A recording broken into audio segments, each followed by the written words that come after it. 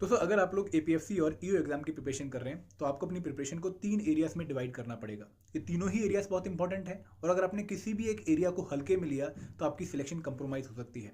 तो सर में पहला एरिया है quant, reasoning, English plus current affair.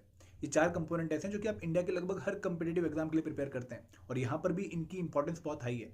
लगभग 40 क्वेश्चन एग्जाम में पूछे जाएंगे और इनका स्कोरिंग पोटेंशियल भी बहुत हाई है।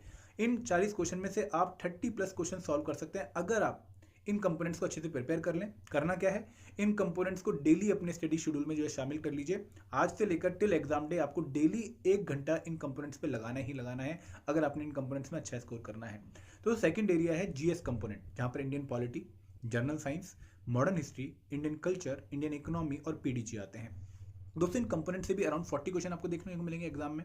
लेकिन यहाँ पर थोड़ा सा स्कोरिंग पोटेंशियल कम है क्योंकि इन एग्जाम्स में यूपीएससी अपना प्रीलिम्स वाला लेवल लेकर आता है और आपको काफ़ी परेशानी होती है, काफ़ी क्वालिटी क्वेश्चन आपको देखने को मिलते हैं। दोस्तों उस केस में आपको अगेन ये डिसाइड करना पड़ेगा कि एटलीस्ट 25 क्वेश्चन में टारगेट कर पाऊँ इन पर्टिकुलर एरियाज में, ताकि मैं कट ऑफ को जो है क्वालिफाई कर पाऊँ और अपनी सिलेक्शन इंश्योर कर पाऊँ। और यहाँ पर आपको स्टैंडर्ड बुक्स जो हैं जैसे लक्ष्मीकांत हो गई, स्पेक्ट्रम हो गई, नितिन सिंघानिया हो गई, वो आपको फॉलो करने पड़ेंगे। दोस्तों अगर हम बात करें तीसरे एरिया की, जो कि सबसे नेग्लेक्टेड एरिया है लेकिन धीरे धीरे वो एरिया बहुत इंपॉर्टेंट होता जा रहा है, वो है ईपीएफओ के स्पेशल कंपोनेंट्स। दोस्तों यहाँ पे iron labour law, social security, accounts, computer awareness, ये वाले कंपोनेंट्स आते हैं और इन कंपोनेंट्स की वेटेज 40 क्वेश्चन की अगेन, और ये वेटेज धीरे धीरे बढ़ रही है at the cost of GS. और दोस्तों यहाँ पर भी स्कोरिंग पोटेंशियल काफी है क्योंकि अभी तक यूपीएससी ने बहुत टफ क्वेश्चन नहीं पूछे हैं।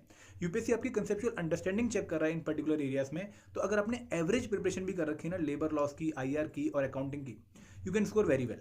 तो इस पर्टिकुलर एरिया में भी आपको बहुत मेहनत करनी चाहिए और जब आप ये तीनों एरिया डेली बेसिस पे लेके चलेंगे तभी जाकर आप अपनी प्रिपरेशन को अच्छा कर पाएंगे। तो अगर आप दिन में 5 घंटे पढ़ रहे हैं, 6 घंटे पढ़ रहे हैं, तो टाइम डिवाइड कर लीजिए कि भाई अगर 5 घंटे पढ़ रहा हूँ तो 1 घंटा quant, reasoning, English, current affair daily basis पे, उसको तो मुझे छोड़ना ही नहीं है। और quant, reasoning, English alternate day चलाइए। 2 घंटे डेली जीएस कंपोनेंट को, किसी भी एक जीएस कंपोनेंट को उठा लीजिए और 2 घंटे स्पेशल कंपोनेंट को। ये आपकी स्ट्रेटेजी होनी चाहिए, तभी जाके आपको अच्छा एक रिजल्ट देखने को मिल सकता है आपके एग्जाम में। Thank you very much.